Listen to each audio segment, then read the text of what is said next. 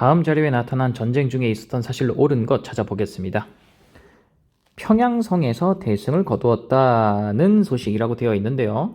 자, 평양성 전투하면은 크게 떠오르는 게 몇 가지가 있죠. 일단 삼국시대 근초고왕과 고구권왕의 평양성 전투 정도가 있을 것이고, 또 고구려 멸망 당시 평양성을 공격한 전투가 또 있을 것이고요. 그리고 조선 임진왜란 때 일본의 침략으로 벌어진 또 평양성 전투가 있었을 것입니다. 이 임진왜란 때 같은 경우에는 이제 조명연합군이 평양성에서 일본군과 맞서 싸운 것을 평양성 전투라고 이제 보통 얘기하고요. 여기서 이제 조명연합군이 승리를 하면서 평양성을 탈환을 하죠. 자, 어쨌든 뒤에 내용 이어서 보겠습니다. 자, 평양성에서 대승을 거두었다는 소식을 들은 후에 임금은 그 원인을 분석하여 다음 전투에 대비하도록 지시하였다. 이에 자, 비변사에서라고 되어 있는데요. 이 비변사는 조선 후기에 사실상 최고 관청으로 거듭나는 바로 그 비변사죠.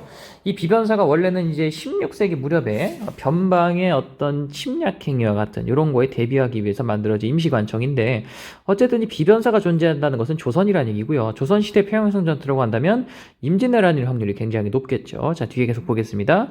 자, 척계광이 지은 기요신서라는 책에 적을 막는 방법이 자세하게 기재되어 있으니 모두 그대로 본받아야 합니다. 다만 그 책의 내용과 무기의 명칭에 알기 어려운 데가 있습니다. 이여송제독이라고 나오죠. 이여송제독이 귀국하기 전에 총명한 사람을 보내서 다방면으로 질문해서 익힐 필요가 있다라고 되어 있습니다. 여기서 이 이여송제독이라는 요 이름, 자, 이여송, 이 사람은 어떤 사람이라면 명군의 사령관입니다. 지휘관이에요. 임진왜란 때 조선을 돕기 위해서 파견된 명군의 지휘관이 바로 이여송입니다. 따라서 자, 평양성 전투가 있었고 비변사가 언급이 되고요. 명군 사령관 이여송이 또 언급이 된다는 것으로 봤을 때 이 자료에 나타난 전쟁은 임진왜란이구나 라는 것을 알 수가 있죠.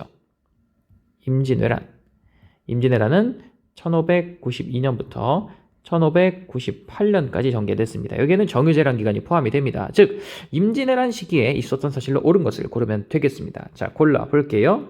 1번 보겠습니다. 강홍립이 사루후 전투에 출전하였다. 사루후 전투는요, 조선 광해군 때죠, 그쵸? 이때는 명이 이제 후금과 대립을 하는 과정에서 명이 조선에게 지원군을 요청했고, 이에 광해군이 무시를 할 수 없었기 때문에 강홍립이 지휘하는 군대를 보내되 밀명을 내렸다라고 전해지죠. 그래서 상황을 봐서 적절하게 싸우다가 불리하다 싶으면 투항해라 라는 식으로 이제 광해군이 지시했다고 전해집니다. 그래서 광해군의 중리배기를 보여주는 사례로서 많이 언급이 됩니다.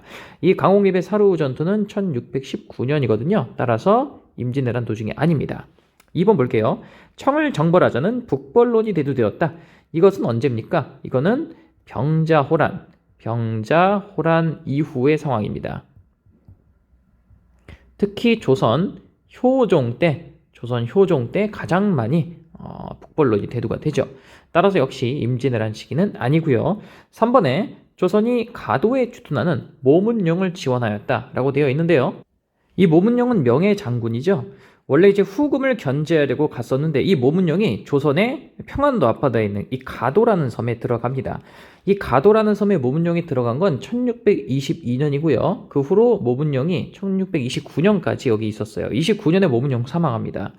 따라서 이 조선이 가도에 주둔하는 모문룡을 지원한 시기는 22년부터 29년이긴 한데 인조반정이 23년이에요. 그래서 광해군 때 들어간 거긴 합니다. 근데 광해군은 중립외교 정책을 폈기 때문에 모문룡을 너무 노골적으로 막 지원하지는 않았단 말이죠. 근데 이후에 인조반정 이후에 집권한 인조정부는 친명배금 정책을 피면서 모문룡을 더욱더 전폭적으로 지원을 하고, 이에 분노한 후금이 1627년에 정묘호란을 일으키게 되는 것이죠. 이 모문룡 같은 경우는 정묘호란과 함께 엮어서 여러분들 꼭 파악하시기 바랍니다. 어쨌든 임진왜란 도중은 아니기 때문에 답은 아니고요. 자, 4번에 이자성이 이끄는 농민군이 수도 베이징을 점령했다. 이자성의 난으로 명이 멸망하는 순간을 말하는 것이죠. 명멸망은 1644년입니다. 따라서 역시 임진왜란 기간 아니고요. 5번에 일본이 조선 남부 4도의 할양 등을 요구했다. 이건 언제 나온 거죠? 바로 임진왜란 중에 강화협상 과정에서 일본이 요구한 내용 중에 하나입니다.